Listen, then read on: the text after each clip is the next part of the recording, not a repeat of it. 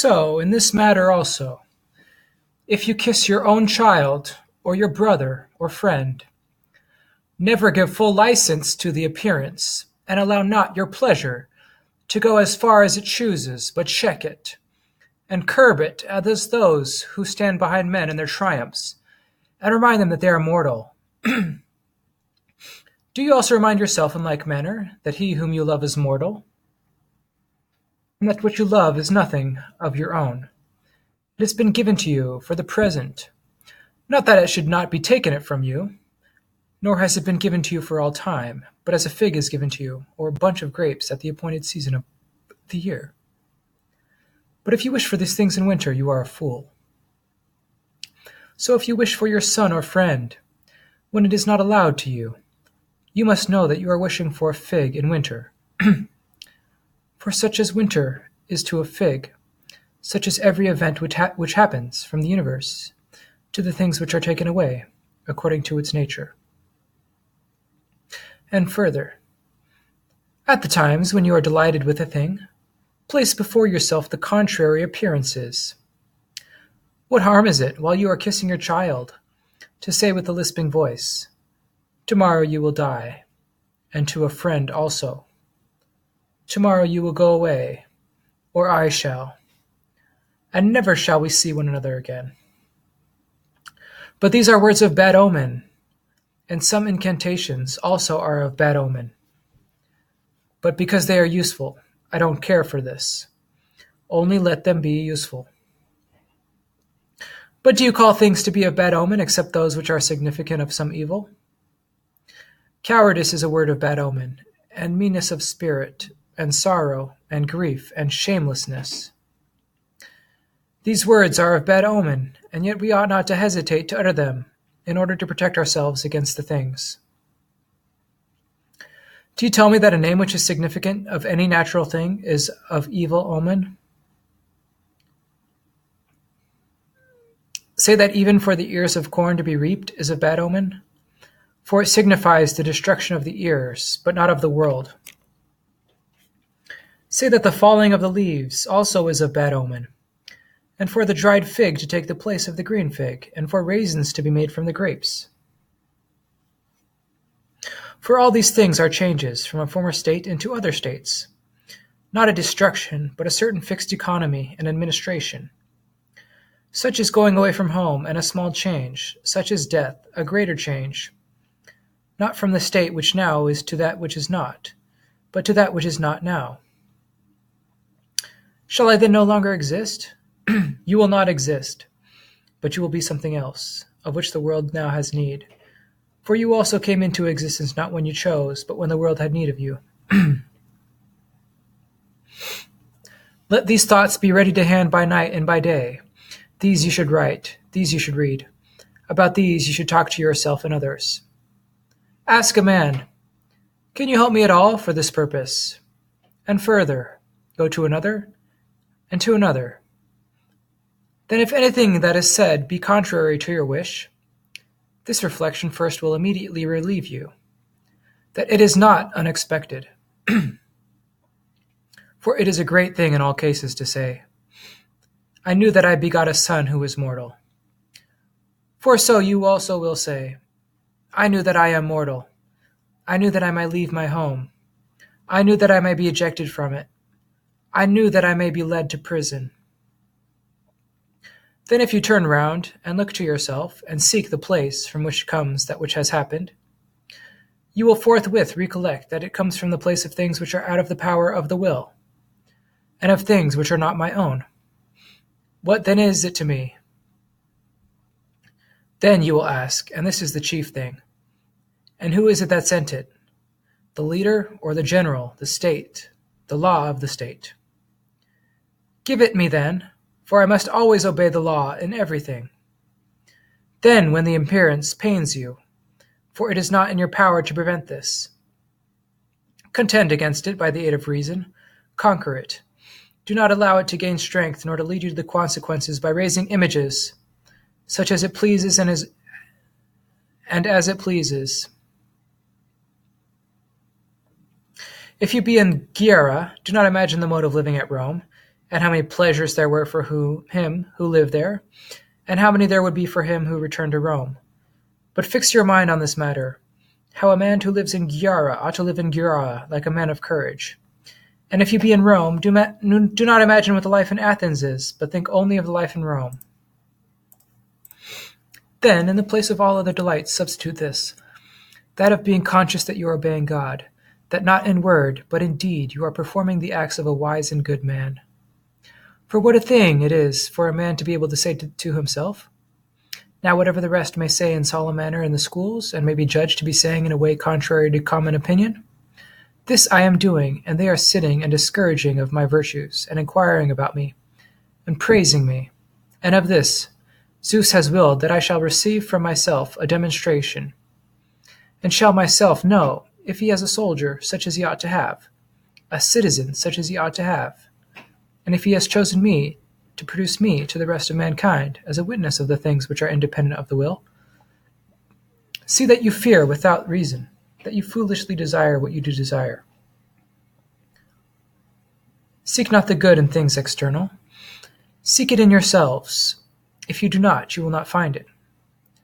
For this purpose he leads me at one time hither, at another time sends me thither, shows me to men as poor, without authority, and sick, sends me to Gyara, leads me into prison, not because he hates me, far from him being such a meaning, for who hates the best of his servants? Nor yet because he cares not for me, for he does not neglect any even of the smallest things. But he does this for the purpose of exercising me, and making use of me as a witness to others. Being appointed to such a service, do I still care about the place in which I am, or with who I am, or what men say about me? And do I not entirely direct my thoughts to God, and to his instructions and commands?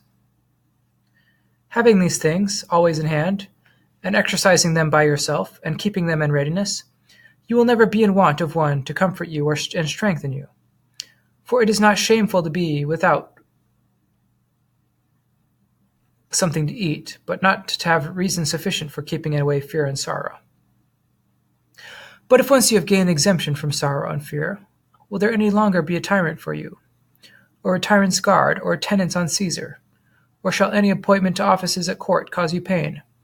Or shall those who sacrifice in the Capitol, on the occasion of being named to certain functions, cause pain to you, who have received so great authority from Zeus? Only do not make a proud display of it, nor boast of it, but show it by your acts. And if no man perceives it, be satisfied that you are yourselves in a healthy state and happy. To those who fall off from their purpose, consider as to the things which you propose to yourself at first, which you have secured and which you have not, and how you are pleased when you recall their memory, the one, and are pained about the other. And if it is possible, recover the things wherein you failed. For we must not shrink when we are engaged in the greatest combat, but we must even take blows. For the combat before us is not in wrestling and the pancration, in which both the successful and the unsuccessful may have the greatest merit, or may have little, and in truth may be very fortunate or very unfortunate. But the combat is for good fortune and happiness themselves. Well then, even if we have renounced the contest in this matter, for good fortune and happiness, no man hinders us from renewing the combat again, and we are not compelled to wait another 4 years that the games at Olympia may come again. But as soon as you have recovered and restored yourself, and employ the same zeal, you may renew the combat again, and if again you renounce it, you may again renew it. And if you once gain the victory, you are like him who has never renounced the combat. Only do not, through a habit of doing the same thing, begin to do it with pleasure, and then like a bad athlete, go about after being conquered in all the circuit of the games like quails who have run away. To those who fear want, are you not ashamed at being more cowardly and more mean than fugitive slaves? How do they, when they run away, leave their masters? On what estates do they depend, and what domestics do they rely on? Do they not, after stealing a little, which is enough for the first days, then afterwards move on through land or through sea, contriving one method after another for maintaining their lives? And what fugitive slave ever died of hunger? But you are afraid lest necessary things should fail you, and you are sleepless by night. Wretch, are you so blind, and don't you see the road to which the want of necessaries lead? Well, where does it lead? To the same place to which a fever leads, or a stone that falls on you, to death.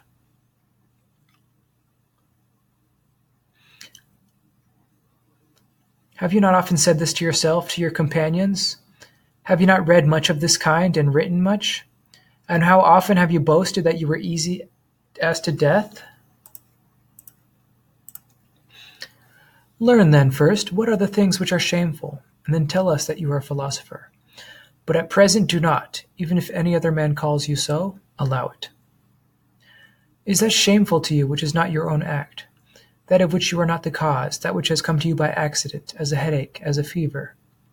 If your parents were poor and left their property to others, and if while they live they do not help you at all, is this shameful to you? Is this what you learned with the philosophers? Did you never hear that the thing which is shameful ought to be blamed, and that which is blamable is worthy of blame? Whom do you blame for an act which is not his own, which he did not do himself? Did you then make your father such as he is, or is it in your power to improve him? Is this power given to you? Well then, ought you to wish the things which are not given to you, or to be ashamed if you did not attain them? And have you also been accustomed, while you were studying philosophy, to look to others and to hope for nothing from yourself?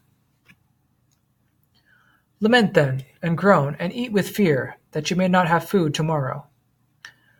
Tremble about your poor slaves, lest they steal, lest they run away, lest they die.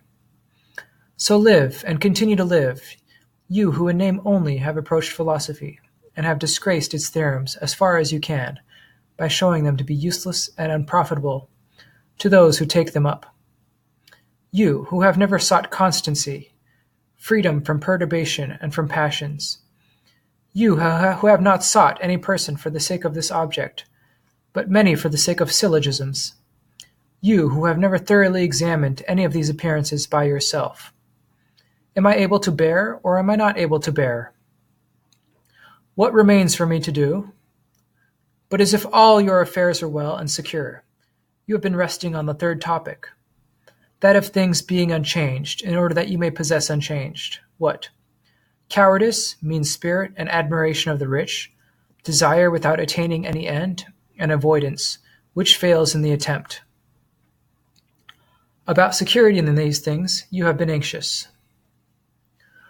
Ought you not to have gained something in addition from reason, and then have protected this with security? And whom did you ever see building a battlement all around and encircling it with a wall? And what doorkeeper is placed with no door to watch? But you practice in order to be able to prove what? You practice that you may not be tossed as on the sea through sophisms, and tossed about from what? Show me first what you hold, what you measure, or what you weigh, and show me the scales or the metamus, or how long will you go on measuring the dust? Ought you not to demonstrate those things which make men happy, which make things go on for them in the way as they wish, and why we ought to blame no man, accuse no man, and acquiesce in the administration of the universe? About freedom. He is free who lives as he wishes to live, who is neither subject to compulsion, nor to hindrance, nor to force, whose movements to action are not impeded, whose desires attain their purpose, and who does not fall into that which he would avoid. Who then chooses to live in error? No man. Who chooses to live deceived, liable to mistake, unjust, unrestrained, discontented, mean? No man, not one of them of the bad, lives as he wishes, nor is he then free. And who chooses to live in sorrow, fear, envy, pity, desiring and failing in his desires, attempting to avoid something and falling into it? Not one. Do we then find any of the bad, free from sorrow, free from fear, who does not fall into that which he would avoid, and does not obtain that which he wishes? Not one. Nor then do we find any bad man free. Further then, answer me this question also. Does freedom seem to you to be something great and noble and valuable? How should it not seem so? Is it possible that when a man attains anything so great and valuable and noble to be mean? It is not possible. When then you see any man subject to another, or flattering him, contrary to his own opinion, confidently affirm that this man also is not free, and not only if he does this for a bit of suffer, but also if he does it for a government or a consulship, and call these men little slaves who for the sake of little matters do these things, and those who do so for the sake of great things call great slaves, as they deserve to be. This is admitted also. Do you think that freedom is a thing independent and self-governing? Certainly.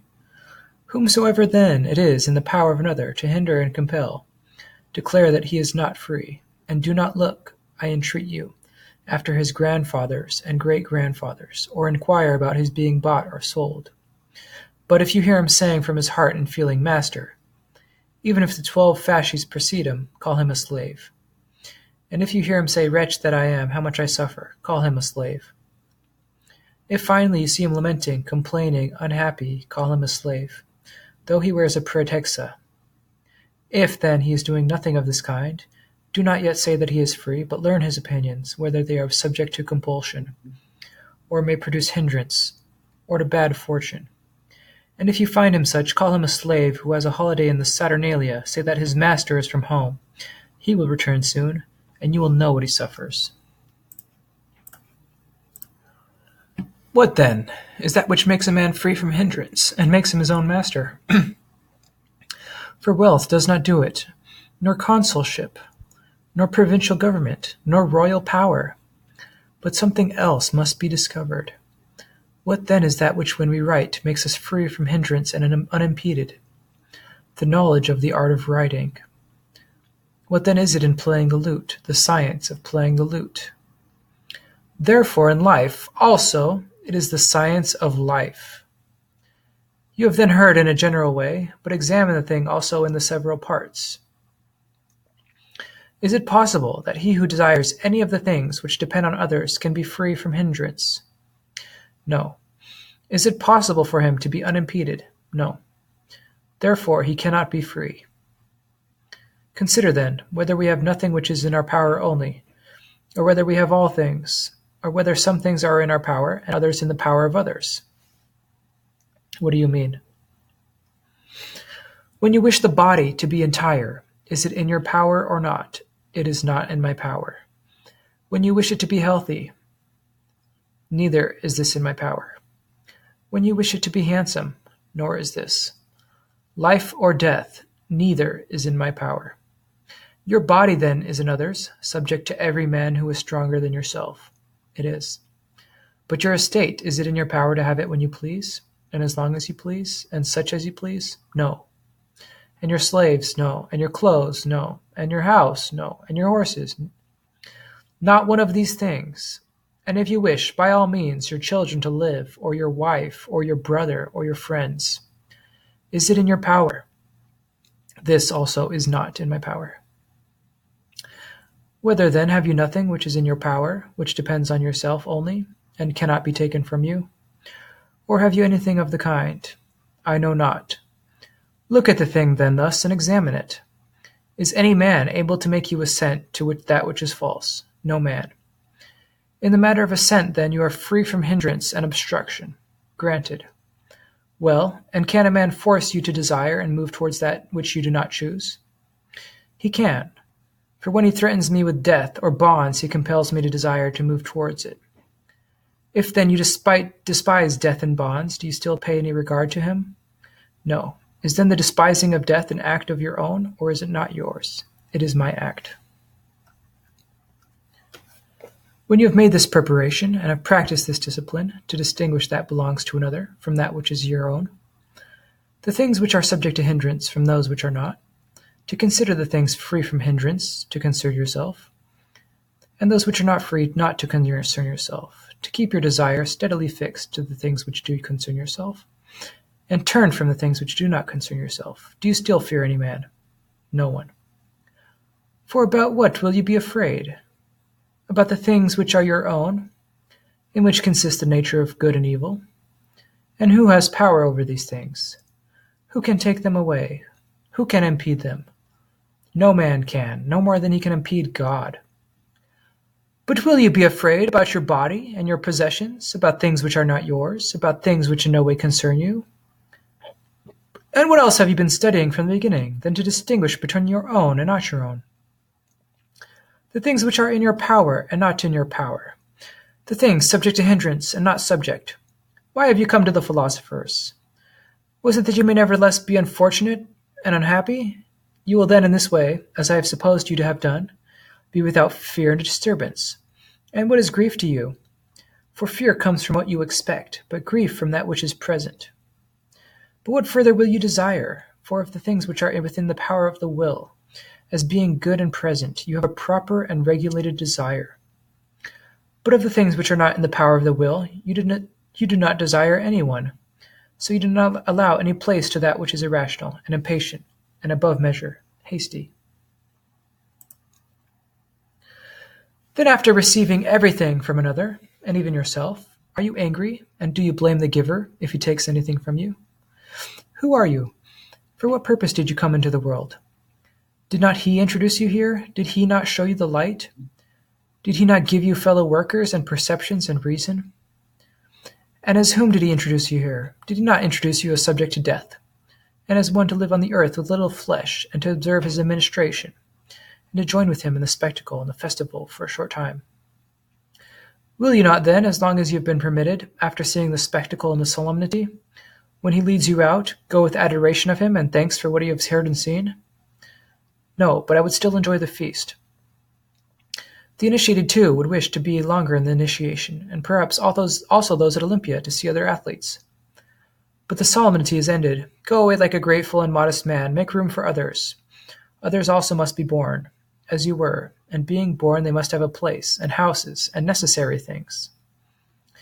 And if the first do not retire, and what remains? Why are you insatiable? Why are you not content? Why do you contract the world? Yes, but I would have my little children with me and wife. What, are they yours? Do they not belong to the giver, and to whom who made you? Then will you not give up what belongs to others? Will you not give way to him who is superior? Why then did he introduce me into the world on these conditions? And if the conditions do not suit you, depart.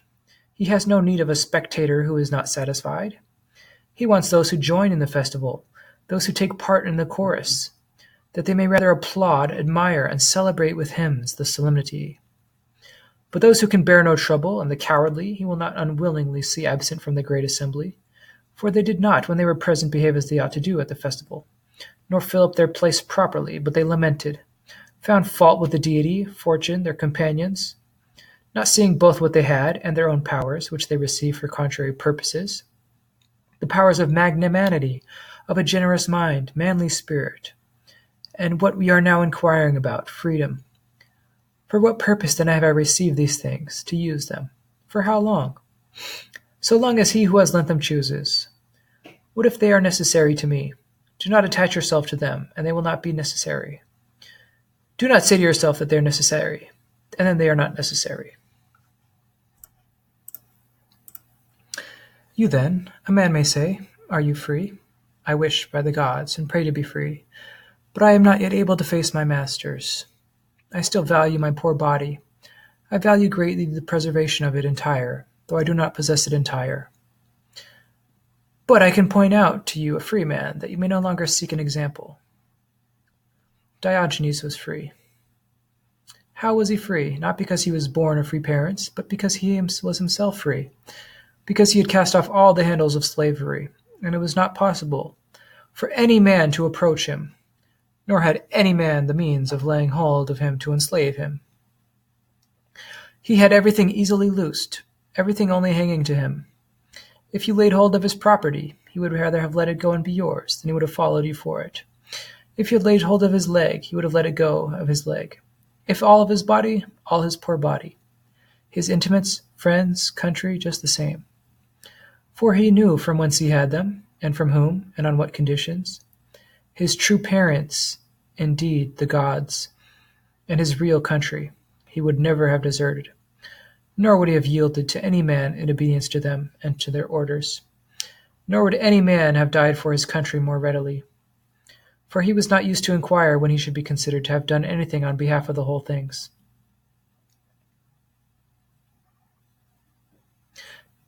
But he remembered that everything which is done comes from thence, and is done on behalf of that country, and is commanded by him who administers it.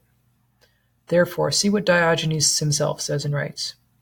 For this reason, he says, Diogenes, it is in your power to speak both with the king of the Persians and with Archidamus, the king of the Lacedaemonians, as you please. Was it because he was born of free parents? I suppose all the Athenians and all the Lacedaemonians, because they were born of slaves, could not talk with them as they wished, but feared and paid court to them. Why then does he say that it is in his power? Because I do not consider the poor body to be my own, because I want nothing, because law is everything to me, and nothing else is. These were the things which permitted him to be free. Think of these things, these opinions, these words. Look to these examples, if you would be free, if you desire the thing according to its worth. And what is the wonder if you buy so great a thing at the price of things so many and so great? For the sake of this, which is called liberty, some hang themselves. Others throw themselves down precipices. Sometimes even whole cities have perished. And will you not, for the sake of the true and unassailable and secure liberty, give back to God when he demands them the things which he has given? Will you not, as Plato says, study not to die only, but also to endure torture and exile and scourging, and in a word, to give up all which is not your own? If you will not, you will be a slave among slaves, and even if you be 10,000 times a consul, and if you make your way up to the palace, you will no less be a slave, and you will feel that perhaps philosophers utter words which are contrary to common opinion, as Cleanthes also said, but not words contrary to reason. For you will know by experience that the words are true, and that there is no profit from the things which are valued and eagerly sought to those who have attained them. And to those who have not yet attained them, there is an imagination that when these things are come, all that is good will come with them. Then, when they are come, the feverish feeling is the same, the tossing to and fro is the same, the satiety, the desire of things which are not present. For freedom is acquired not by the full possession of the things which are desired, but by removing the desire. And that you may know that this is true, as you have labored for those things. So transfer your labor to these, be vigilant for the purpose of acquiring an opinion which will make you free. Pay court to a philosopher instead of to a rich old man. Be seen about a philosopher's doors, you will not disgrace yourself by being seen. You will not go away empty nor without profit if you go to the philosopher as you ought, and if not, try at least the trial is not disgraceful. On familiar intimacy. To this matter, before all you must attend, that you be never so closely connected with any of your former intimates or friends as to come down to the same acts as he does. If you do not observe this rule, you will ruin yourself, but if the thought arises in your mind, I shall seem disobliging to him, and he will not have the same feeling towards me. Remember that nothing is done without cost, nor is it possible for a man, if he does not do the same things, to be the same man that he was. Choose, then, which of the two you will have. To be equally loved by those whom you have formerly loved, being the same with your former self, or being superior, not to obtain from your friends the same that you did before.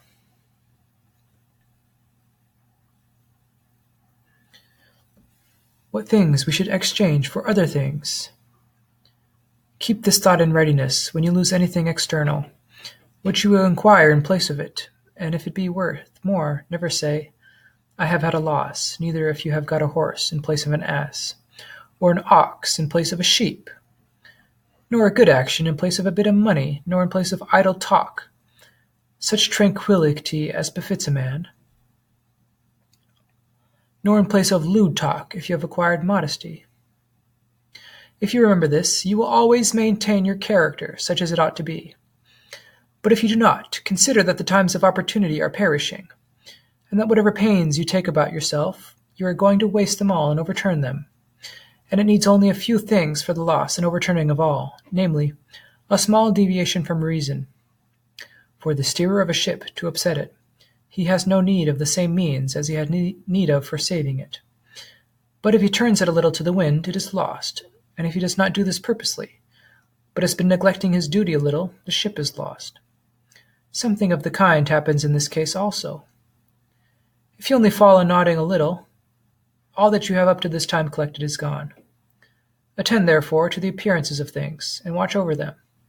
For that which you have to preserve is no small matter, but it is modesty and fidelity and constancy, freedom from the affects, a state of mind undisturbed, freedom from fear, tranquility, in a word, liberty. For what will you sell these things? See, what is the value of the things which you will obtain in exchange for these? But shall I not obtain any such thing for it? See, and if you do in return get that, see what you receive in place of it. I possess decency. He possesses a tribuneship. He possesses a praetorship. I possess modesty. But I do not make acclamations where it is not becoming. I will not stand up where I ought not, for I am free and a friend of God, and so I obey him willingly. But I must not claim anything else, neither body nor possession, nor magistracy nor good report, nor in fact anything.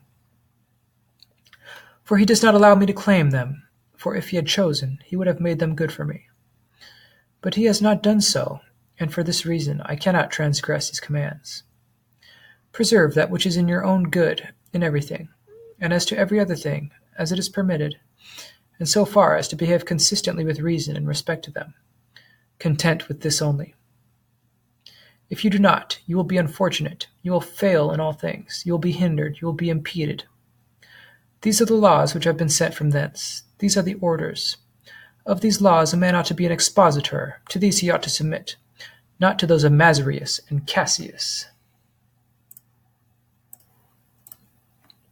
To those who are desirous of passing life in tranquility, remember that not only the desire of power and of riches makes us mean and subject to others, but even the desire of tranquility and of leisure and of traveling abroad and of learning. For, to speak plainly, whatever the external thing may be, the value which we set upon it places us in subjection to other. What then is the difference between desiring to be a senator or not desiring to be one? What is the difference between desiring power or being content with a private station? What is the difference between saying, I am unhappy, I have nothing to do, but I am bound to my books as a corpse, or saying, I am unhappy, I have no leisure for reading? For as salutations and power are things external and independent of the will, so is a book. For what purpose do you choose to read? Tell me. For if you only direct your purpose to being amused or learning something, you are a silly fellow, and incapable of enduring labor. But if you prefer reading to the proper end, what else is this than a tranquil and happy life? But if reading does not secure for you a happy and tranquil life, what is the use of it? But it does secure this, the man replies, and for this reason I am vexed that I am deprived of it. And what is this tranquil and happy life, which any man can impede? I do not say Caesar or Caesar's friend, but a crow, a piper, a fever, and 30,000 other things. But a tranquil and happy life contains nothing so sure as continuity and freedom from obstacle. Now I am called to do something. I will go then with the purpose of observing the measures which I must keep, of acting with modesty, steadiness, without desire and aversion to things external, and then that I may attend to men, what they say, how they are moved, and this not with any bad disposition, or that I may have something to blame or to ridicule, but I turn to myself, and ask if I also commit the same faults. How then shall I cease to commit them? Formerly I also acted wrong, but now I do not, thanks to God.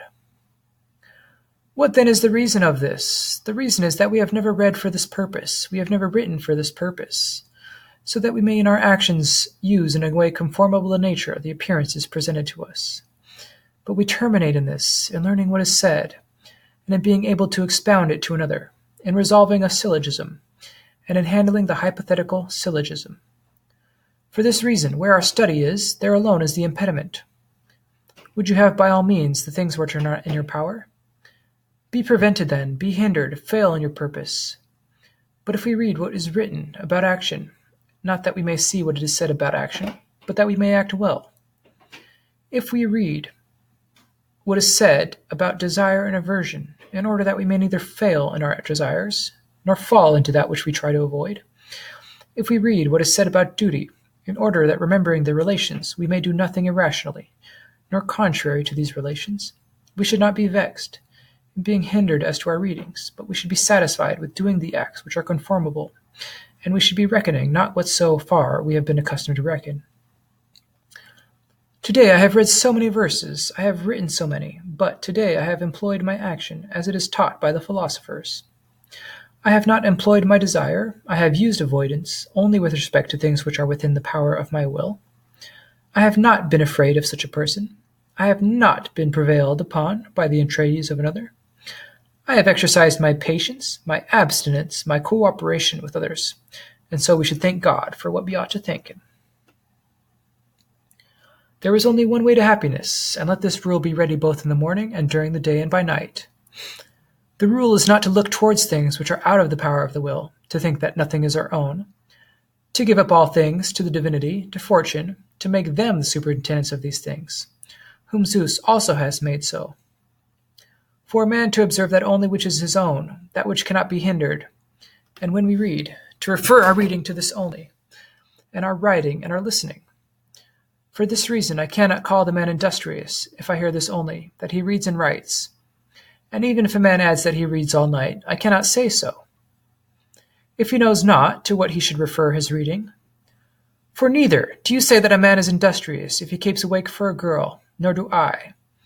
But if he does it for reputation, I say that he is a lover of reputation. And if he does it for money, I say that he is a lover of money, not a lover of labor. And if he does it through love of learning, I say that he is a lover of learning. But if he refers his labor to his own ruling power, that he may keep it in a state conformable to nature, and pass his life in that state, then only do I say that he is industrious.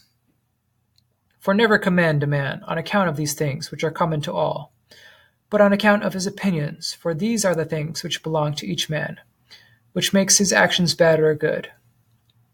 Remembering these rules, rejoice in that which is present, and be content with the things which come in season. If you see anything which you have learned and inquired about occurring to you in your course of life, be delighted at it. If you have laid aside and have lessened bad disposition and a habit of reviling, if you have done so with rash temper, obscene words, hastiness, sluggishness, if you are not moved by what you formerly were, and not in the same way as you once were, you can celebrate a festival daily, today because you have behaved well in one act, and tomorrow because you have behaved well in another. How much greater is this a reason for making sacrifices than a consulship or the government of a province? These things come to you from yourself and from the gods. Remember this. Who gives these things and to whom, for what purpose? If you cherish yourself in these thoughts, do you still think that it makes any difference where you shall be happy? Where you shall please God? Are not the gods equally distant from all places? Do they not see from all places alike that which is going on? Against the quarrelsome and ferocious. The wise and good man neither himself fights with any person, nor does he allow another, so far as he can prevent it. An example of this, as well as all other things, is proposed to us in the life of Socrates, who not only himself on all occasions avoided fights, but would not allow even others to quarrel. See in Zeno's Symposium how many quarrels he settled, how further he endured Thrasymachus and Paulus and Callicles, how he tolerated his wife, and how he tolerated his son, who attempted to confute him and to conveil with him. For he remembered well that no man has in his power another man's ruling principle. He wished, therefore, for nothing else than that which was his own. And what is this? Not that this or that man may act according to nature, for that is the thing which belongs to another, but that while others are doing their own acts as they choose, he may nevertheless be in a condition conformable to nature, and live in it, only doing what is his own, to the end that others also may be in a state conformable to nature. For this is the object always set before him by the wise and good man. Is it to be a commander of an army? No, but if it is permitted to him, his object is in this matter to maintain his own ruling principle. Is it to marry? No, but if marriage is allowed to him, in this matter, his object is to maintain himself in a condition conformable to nature. But if he would have his son not do wrong, or his wife, he would have what belongs to another not belong to another, and to be instructed is this, to learn what things are a man's own and what belongs to another. How then is there left any place for fighting to a man who has this opinion? Is he surprised at anything which happens, and does it appear new to him? Does he not expect that which comes from the bad to be worse and more grievous than that which actually befalls him? And does he not reckon as pure gain whatever they may do which falls short of extreme wickedness?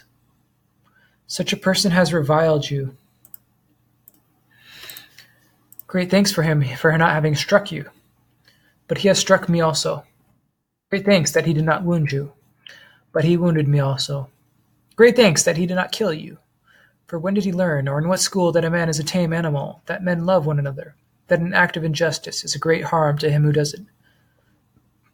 Since then he has not learned this, and is not convinced of it, why shall he not follow that which seems to him be for his own interest? Your neighbor has thrown stones. Have you then done anything wrong? But the things in the house have been broken. Are you then a utensil? No, but a free power of will. What then is given to you in answer to this? If you are like a wolf, you must bite in return and throw more stones. But if you consider what is proper for a man, examine your storehouse. See with what faculties you came into the world. Have you the disposition of a wild beast? Have you the disposition of revenge for an injury? When is a house wretched? When he is deprived of his natural faculties. Not when he cannot crow like a cock, but when he cannot run. When is a dog wretched? Not when he cannot fly, but when he cannot track his game. Is then a man also unhappy in this way, not because he cannot strangle lions or embrace statues?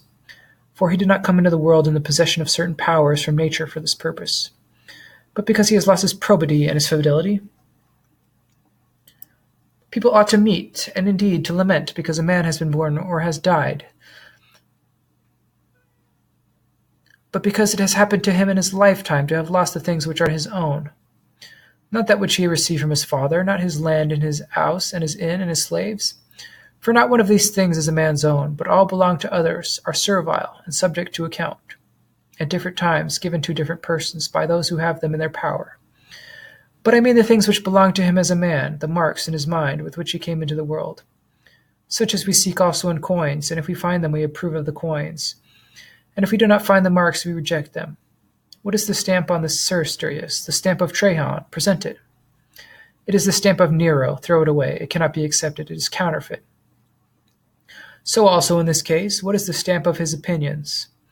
It is gentleness, a sociable disposition, a tolerant temper, a disposition to mutual affections. Produce these qualities. I accept them. I consider this man a citizen.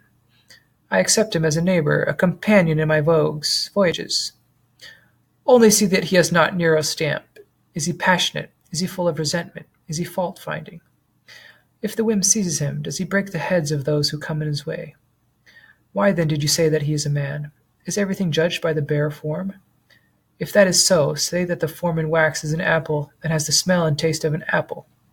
But the external figure is not enough. Neither, then, is the nose enough, and the eyes to make the man, but he must have the opinions of a man. Here is a man who does not listen to reason, who does not know when he is refuted. He is an ass. In another man, the sense of shame has become dead. He is good for nothing. He is annoying, anything rather than a man. This man seeks whom he may meet and kick or bite, so that he is not even a sheep or an ass, but a kind of a wild beast. What then? Would you have me to be despised? By whom? By those who know you? And how shall those who know you despise a man who is gentle and modest? Perhaps you mean by those who do not know you. What is that to you? For no other artisan cares for the opinion of those who know not his art. But they will be more hostile to me for this reason. Why do you say me? Can any man injure your will, and prevent you from using in a natural way the appearances which are presented to you? In no way can he. Why then are you still disturbed, and why do you choose to show yourself afraid, and why do you not come forth and proclaim that you are at peace with all men, whatever they may do, and laugh at those chiefly who think that they can harm you? These slaves, you can say, know not either who I am, nor where lies in my good or my evil, because they have no access to the things which are mine. In this way also those who occupy a strong city mock the besiegers, and say, What trouble these men are now taking for nothing! Our wall is secure, we have food for a very long time, and all other resources. These are the things which make a city strong and impregnable, but nothing else than his opinions make a man's soul impregnable. For what wall is so strong, or what body is so hard, or what possession is so safe, or what honor so free from assault? All things everywhere are perishable, easily taken by assault, and if any man in any way is attached to them, he must be disturbed. Except what is bad, he must fear, lament, find his desires disappointed, and fall into things which he would avoid. Then, do we not choose to make secure the only means of safety which are offered to us? And do we not choose to withdraw ourselves from that which is perishable and servile, and to labor at the things which are imperishable and by nature free? And do we not remember that no man either hurts another or does good to another, but that a man's opinions about each thing is that which hurts him, is that which overturns him? This is fighting, this is civil discord, this is war. That which made Epictetus and Polynices enemies was nothing else than this opinion which they had about royal power, their opinions about exile, that the one is extreme of evil, the other extreme good. Now this is the nature of every man to seek the good, to avoid the bad, to consider him who deprives us of the one and involves us in the other, an enemy and treacherous, even if he be a brother or a son or a father. For nothing is more akin to us than the good. Therefore, if these things are good and evil, neither is a father a friend to sons, nor a brother to a brother. But all the world is everywhere full of enemies, treacherous men, and sycophants. But if the will, being what it ought to be, is the only good, and if the will, being such as it ought not to be, is the only evil, where is there any strife? Where is there reviling? About what? About the things which do not concern us? And strife with whom? With the ignorant, the unhappy? With those who are deceived about the chief things? Remembering this, Socrates managed his own house, and endured a very ill-tempered wife and a foolish son. Against those who lament over being pitied. I am grieved, a man says, at being pitied. Whether then is the fact of your being pitied a thing which concerns you, or those who pity you? Well, is it in your power to stop this pity? It is in my power, if I show them that I do not require pity. And whether then are you in the condition of not deserving pity, or are you not in that condition? I think that I am not, but these persons do not pity me, for the things for which if they ought to pity me it would be proper, I mean for my faults. But they pity me for my poverty, for not possessing honorable offices, for diseases and deaths and other such things. Whether then are you prepared to convince the many that not one of these things is an evil, but that it is possible for a man who is poor and has no office and enjoys no honor to be happy, or to show yourself to them as rich and in power? For the second of these things belong to a man who is boastful, silly, and good for nothing. And consider by what means the pretense must be supported. It will be necessary for you to hire slaves and to possess a few silver vessels, and to exhibit them in public, if it is possible, though they are from the same, and to attempt to conceal the fact that they are the same, and to have splendid garments and all the other things for display, and to show that you are a man honored by the great, and to try and sup at their houses, or to be supposed to sup there. And as to your person, to employ some mean arts, that you may appear to be more handsome and nobler than you are. These things you must contrive, if you choose to go by the second path, in order not to be pitied. But the first way is both impracticable and long, to attempt the very thing which Zeus has not been able to do, to convince all men what things are good and bad. Is this power given to you? This only is given to you, to convince yourself that you have not convinced yourself. Then I ask you, do you attempt to persuade other men? And who has lived so long with you as you with yourself? And who has so much power of convincing you as you have of convincing yourself? And who is better disposed and nearer to you than you are to yourself? How then have you not yet convinced yourself in order to learn? At present, are not things upside down? Is this what you have been in earnest about doing, to learn to be free from grief and free from disturbance, and not to be humbled, and to be free?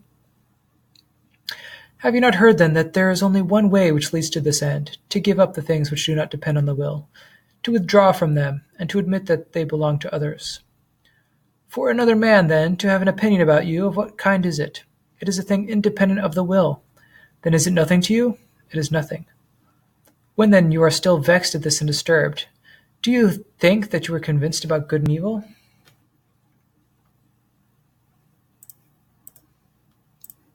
On freedom from fear. What makes the tyrant formidable? The guards, you say, and their swords, and the men of the bedchamber, and those who exclude them who would enter. Why then, if you bring a boy to the tyrant when he is with his guards, is he not afraid? Or is it because the child does not understand these things? If then any man does understand what guards are, and that they have swords, and comes to the tyrant for this very purpose, because he wishes to die on account of some circumstance, and seeks to die easily by the hand of another, is he afraid of the guards? No, for he wishes for the thing which makes the guards formidable. If then any man, neither wishing to die nor to live by all means, but only as it may be permitted, approaches the tyrant, what hinders him from approaching the tyrant without fear? Nothing. If then a man has the same opinion about his property as the man whom I have instanced has about his body, and also about his children and his wife, and in a word is so affected by some madness or despair, that he cares not whether he possesses them or not, but like children who are playing with shells about the play, but do not trouble themselves about the shells, so too has set no value on the materials, but values the pleasure that he has with them, and the occupation. What tyrant is then formidable to him, or what guards, or what swords?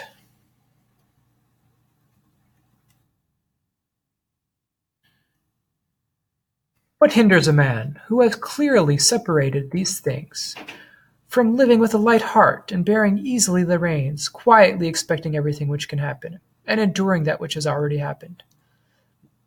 Would you have me to bear poverty? Come, and you will know what poverty is, when you have found one who can act well, the part of a poor man. Would you have me to possess power? Let me have power, and also the trouble of it. Well, banishment?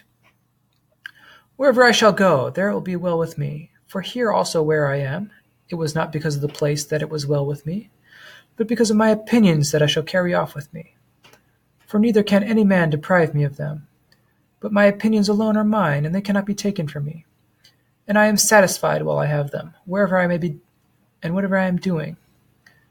But now it is time to die. Why do you say to die? Make no tragedy show of the thing, but speak of it as it is. It is now time for the matter to be resolved into the things out of which it was composed. And what is the formidable thing here? What is going to perish of the things which are in the universe? What new thing of wonders is going to happen? Is it for this reason that a tyrant is formidable? Is it for this reason that the guards appear to have swords which are large and sharp? Say this to others, but I have considered about all these things. No man has power over me. I have been made free. I know his commands. No man can now lead me as a slave. I have a proper person to assert my freedom. I have proper judges. Are you not the master of my body? What then is that to me? Are you not the master of my property? What then is that to me? Are you not the master of my exile or of my chains? Well, from all these things and all the poor body itself I depart at your bidding, when you please. Make trial of your power, and you will know how far it reaches. Whom then can I still fear? Those who are over the bedchamber, lest they should do what? Shut me out? If they find that I wish to enter, let them shut me out. Why then do you go to the doors? Because I think it befits me, while the play lasts, to join in it. How then are you not shut out? Because unless someone allows me to go in, I do not choose to go in, but am always content with that which happens. For I think that what God chooses is better than what I choose. I will attach myself as a minister and follower to him. I have the same movements as he has. I have the same desires. In a word, I have the same will. There is no shutting out for me, but for those who would force their way in.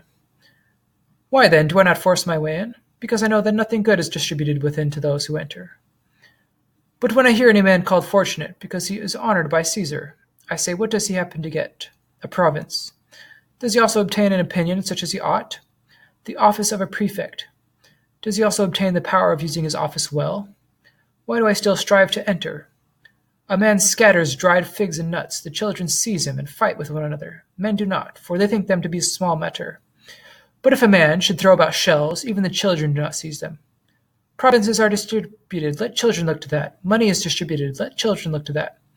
Praetorships, consulships are distributed. Let children scramble for them. Let them be shut out, beaten, kiss the hands of the giver, of the slaves. But to me these are only dried figs and nuts. What then, if you fail to get them while Caesar is scattering them about? Do not be troubled. If a dried fig come into your lap, take it and eat it. For so far you may value even a fig. But if I shall stoop down and turn over another, or be turned over by another, and shall flatter those who have got into Caesar's chamber, neither is a dried fig worth the trouble, nor anything else of the things which are not good, which the philosophers have persuaded me not to think good. To a person who had been changed to a character of shamelessness. When you see another man in the possession of power, set against this the fact that you have not the want of power. When you see another rich, see that you possess in place of riches, for if you possess nothing in place of them, you are miserable. But if you have not the want of riches, know that you possess more than this man possesses, and what is worth much more. What things we ought to despise, and what things we ought to value. The difficulties of all men are about external things. Their helplessness is about external. What shall I do? How will it be? How will it turn out? Will this happen? Will that?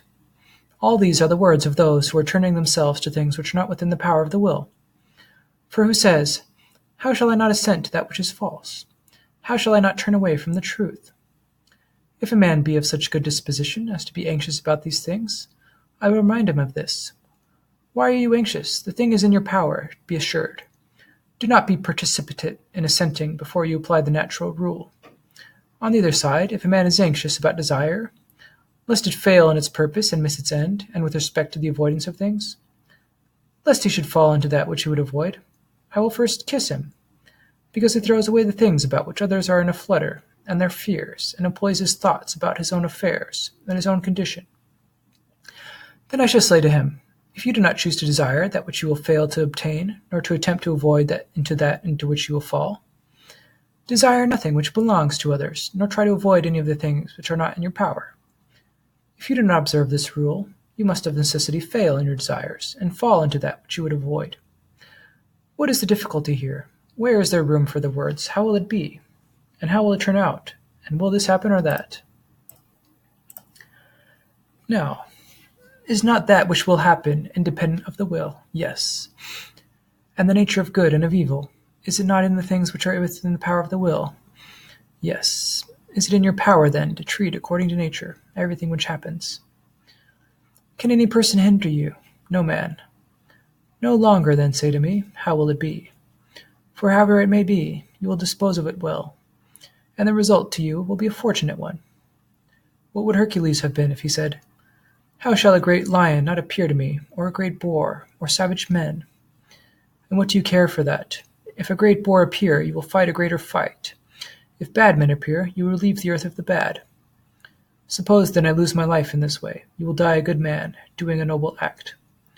For since he must certainly die, of necessity a man must be found doing something, either following the employment of a husbandman, or digging, or trading, or serving in a consulship, or suffering from indigestion or from diarrhea. What then do you wish to be doing when you are found by death? I, for my part, would wish to be found doing something which belongs to a man, beneficent, suitable to the general interest, noble. But if I cannot be found doing things so great, I would be found doing at least that which I cannot be hindered from doing, that which is permitted me to do, correcting myself, cultivating the faculty which makes use of appearances, laboring at freedom from the affects, rendering to the relations of life their due. If I succeed so far, also touching on the third topic, safety in forming judgments about things. If death surprises me when I am busy about these things, it is enough for me if I can stretch out my hand to God and say, "The means which I have received from thee, foreseeing thy administration and following it, I have not neglected. I have not dishonored thee by my acts. See how I have used my perceptions. See how I have used my preconceptions. Have I ever blamed thee? Have I been discontented with anything that happens, or wished it to be otherwise? Have I wished to transgress the relations that thou hast given my life? I thank thee for what thou hast given. So long as I have used the things which are thine, I am content. Take them back, and place them wherever thou mayest choose, for thine were all things. Thou gavest them to me. Is it not enough to depart in this state of mind? And what life is better and more becoming than that of a man who is in this state of mind? And what end is more happy